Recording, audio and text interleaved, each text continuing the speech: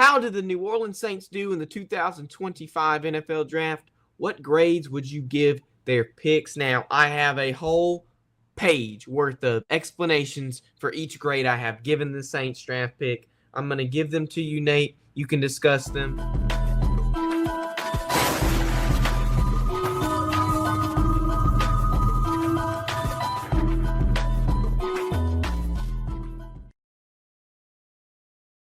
The Saints.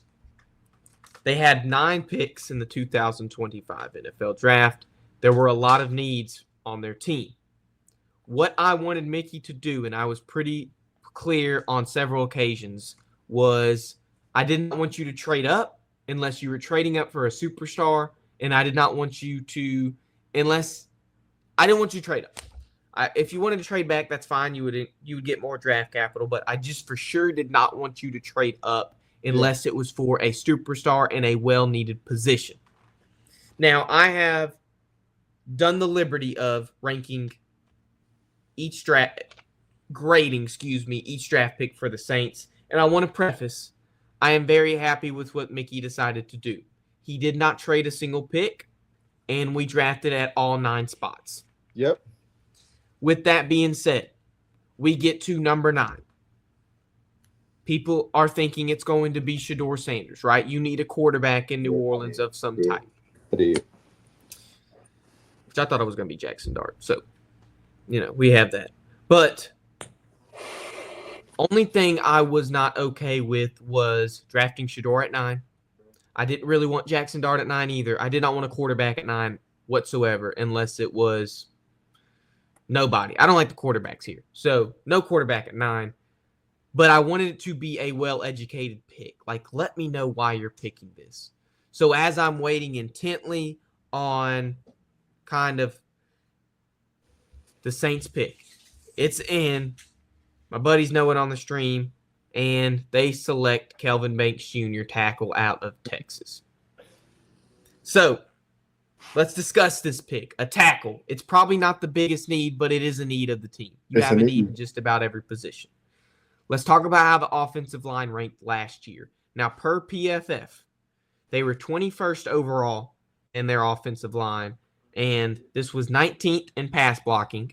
They were 18th in run blocking, and they were 27th overall in block win rate. So you have a lot of times where maybe you're not getting enough. Pancakes is the offensive line stat. Maybe you're not getting enough of them to have your running back get through like you want to. Kamara, best rushing year of his career. And he's in his 8th. That was his 8th year, 7th or 8th year. Best rushing of his career. So it's either Kamara's really good or the offensive line is getting there. So you draft Kelvin Banks. You decide, hey, we're not going to take the 5th-year option of Trevor Penning, and we're going to draft an offensive lineman. Nate, is there anything you'd like to say before I get into the first draft grade? I like it. You can draft a quarterback, but he's not going to stay upright. You need to go ahead and strip that offensive line. You need to go ahead and get the pieces for that offense. And protecting a quarterback, any quarterback, whoever your quarterback's going to be, is going to be the most important aspect of it. So, I'm going to give you my grade for Kelvin Banks. And for Kelvin Banks, at pick number 9, I gave it a B+. Okay.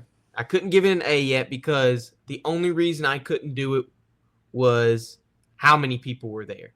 Gotcha. It's not your biggest need. And in my mind, the mindset I have is you could draft best overall if you're in the position to, and the Saints are not. Gotcha. So, when you're in the first round, I would have liked for you to draft not best available, excuse me. I would like for you to draft who your biggest need is. Right. And tackle just wasn't it. I'm not unhappy with the pick. I'm not saying I'm unhappy with the pick, but that's why I could not give it an A, simply because it wasn't your biggest need. So we go to round 2. And this is where you get a little spicy. Pick number 40. You pick Tyler Shough, quarterback out of Louisville. And when I saw this pick, I about threw up in my mouth. Almost as worse as if Jackson Dart was going to go to number 9. I literally, my stomach hurt for about 2 hours after that pick. Oh my gosh. No. I just did not know what was going on. This is why my stomach hurt, Nate. Besides last year, and he didn't play in the bowl, besides last year, he has not played a full season of collegiate football. And I'm not counting that 2020 year when he was with Oregon because they only played 7 games in COVID. I'm not counting that as a full season. 7 games is not 12, so I'm not counting it. But technically it was a full season. He's just an injury-prone quarterback, Nate. We don't know if that's going to be the case in 2025. Gotcha. I think drafting with the second-round pick is just a little bit too much investment for a guy that could be injured tomorrow in practice or the weight room or stepping on the wrong blade of grass. Like, it just could happen at any moment because once you're injury prone, you're injury prone. The other reason I have on this pick, you're 20th in passing yards in college football, yet you were the third quarterback, taken in the draft. You want to know the other quarterbacks that ranked higher than Shough last season? Kyle McCord, Cam Ward, Jackson Dart, Shedeur Sanders, Will Howard, Dylan Gabriel, Quinn Ewers. These are just some of the quarterbacks that were eligible and went to the NFL draft that were before Tyler Shough in passing yards. And Quinn Ewers did not even play a full season of football. He was injured a lot of the season, and he still played and performed better than Tyler Shough, and he got drafted in the 7th round. The fact that you were going to take a quarterback this high in the 2nd round, somebody who's injury prone, the good thing about this pick, he's big. He has a lot of the intangibles you need to be a quarterback in the NFL. So, Nate, before I get to the pick, what did you think about this? I thought it was I thought they could have went into a different direction, got more value for the pick with the prospects that were still out there. If you want to draft a quarterback, I still thought you should have drafted. If you're going to draft a quarterback in the 2nd round, Shedeur Sanders was right there. But I mean, hey, if it didn't float they boat. It wasn't part of their what Kellen Moore is trying to establish, the identity and the foundation. But if you feel like you really need a quarterback, you didn't get the best one. But you could have got a skill position player. But could have got a D lineman. Yeah. That's what you really needed. And we'll get into the D line pick next for Tyler Shough. And the reason I graded this kind of lower, and you'll see my grade. You had Nick Emmanwori right there just a couple picks before you. And that's who I wanted so bad. I wanted Nick Emmanwori as the safety for the New Orleans Saints. And it didn't happen. Mickey didn't trade up, which I'm glad for that too, but I just wanted him so bad. Now, another thing for Shough before I get into the draft pick. He's officially the very last person, Nate, to be drafted in the NFL who was born in 1990s. He was born in the 1990s, older than 4-year starter Trevor Lawrence, and you drafted him in the 2nd round. I think I have to make the grade lower. I'm sorry. I just get more and more upset after I keep talking about it. Give it a C? No, that's what I gave it originally. But Tyler Shough from Louisville, no, I'm gonna keep it. Let's just keep it. I'm giving you a C-. I was about to put it to a D+, but I'm gonna give you a C- just because you do have a good arm. So I'm going to give it a C-. We'll just see what happens. I think I get more and more upset after I talk about it. So let's go to the next one and see what the Saints did in round 3. So you had D lineman as a need. I told you that in round 2, and you decided to draft Texas D lineman Vernon Broughton. I wasn't sure about this. I think it was a little bit of a reach. He had 4.5 tackles for loss and 3 sacks in 2024. And the only reason I don't have this pick lower is because of his playing experience in college football. So for Vernon Broughton, I give him a C+. I think it was a bit of a reach. I just don't think he was the guy you needed to pick, especially with the first 3rd round pick. Okay. So we keep going to the next pick. So we're still in the third round. We're at the 93rd pick, and the Saints do something that made my little heart flutter. If you go back to the Senior Bowl, we had a 5-player kind of defensive scheme fit who we'd want to see on our team that week. Mike Green was one of them, but I had one player that was my perfect scheme fit. It just so happened to be the Saints picked that player with the second pick of the third round.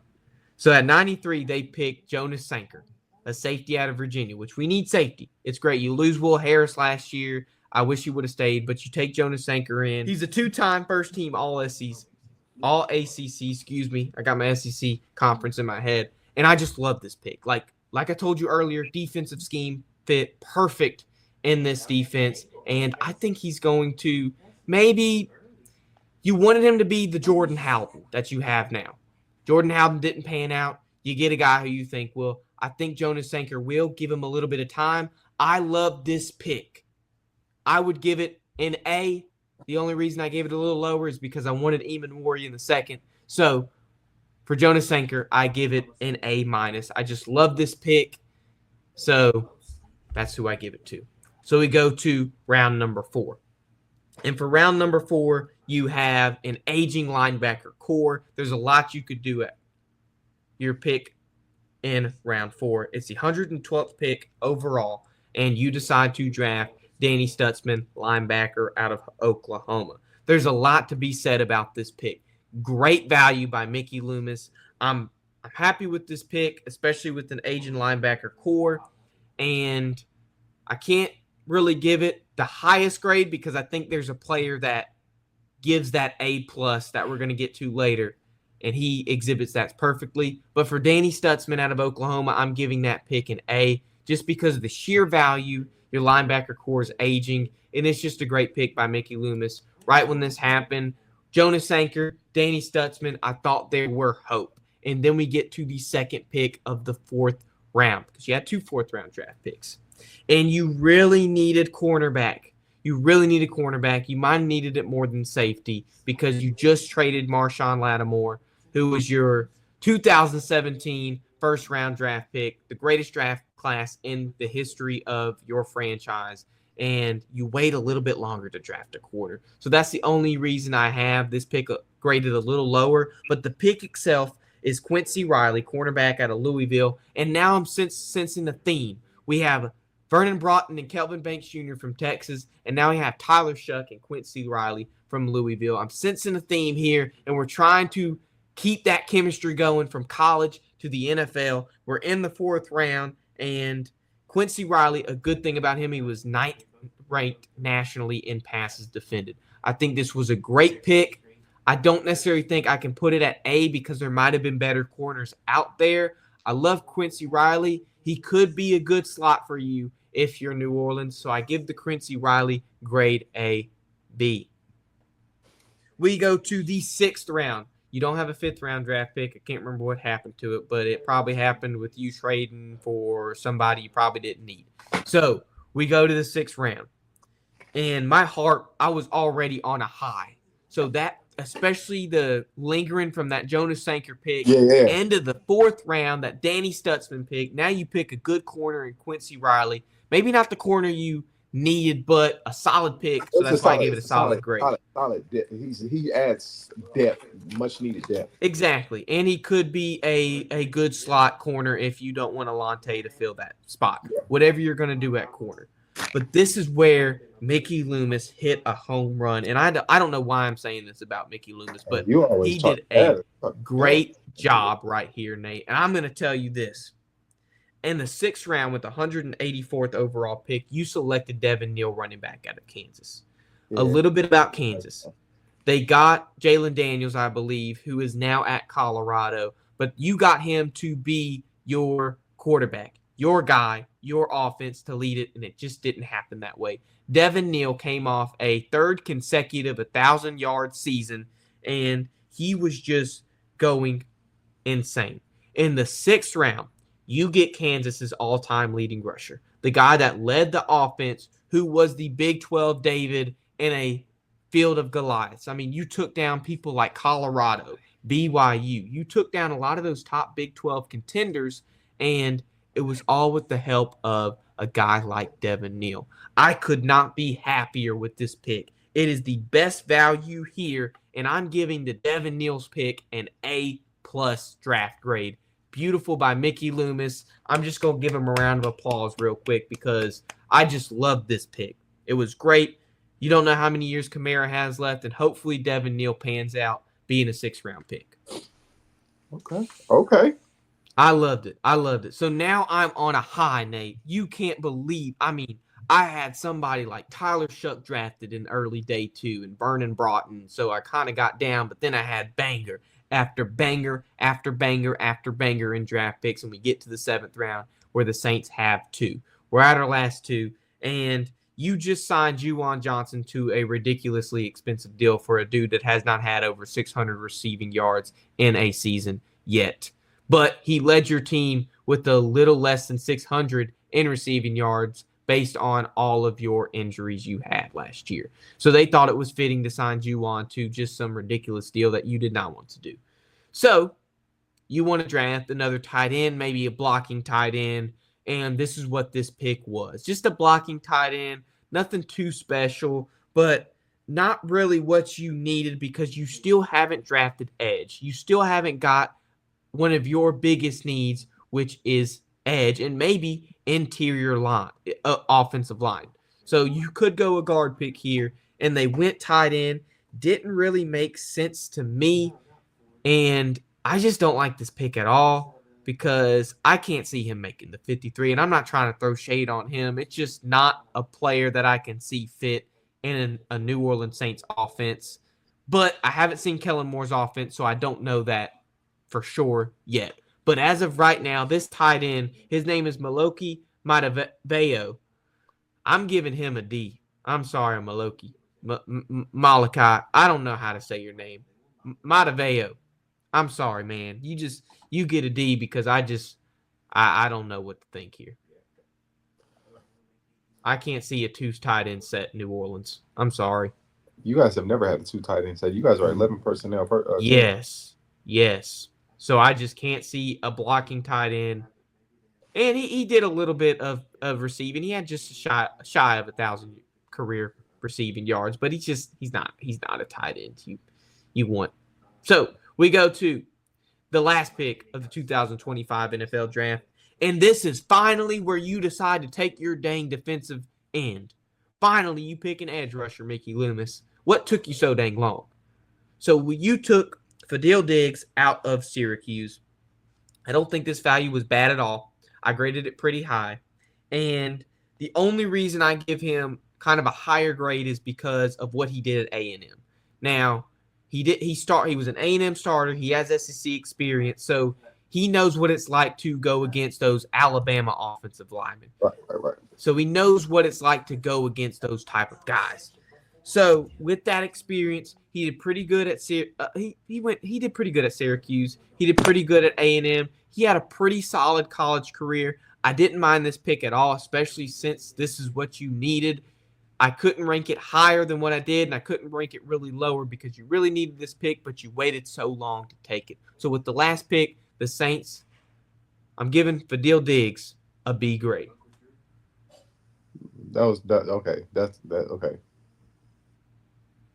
So with that in mind, I'm going to kind of close it off here. I'm going to get your thoughts. But overall, I think the Saints had a pretty solid draft class. Now, they were like 27th in value. So, I mean, you're kind of low there. But I'm going to give you a B for your overall draft grade. I think Mickey Loomis hit on some players. And, I think a B is pretty fitting, especially with some of those picks. Nate, what do you think about the draft? I give it to him. I give him a B plus. Okay. I give him a B plus. Well, no, I'll give him a B. He missed on the quarterback second round draft pick. I thought you could have got something of more value. Whether, like you said, if you're not going to take the best that was at the position or best on the board at that moment, you take somebody else, and defensive line, like you said, there were some really good quality D linemen that were still on the board that you Mike could. Green. So yeah, I saw. I'm gonna give them a B, but that's where they missed the ball, dropped the ball at. Let's be like for certain. Will Johnson was still there at your pick. Probably the best corner in the draft Best class. corner He in the was still draft, there. The robbed best him. pure corner. Jade Barron got picked before him in the first round, but I view him kind of as a better nickel.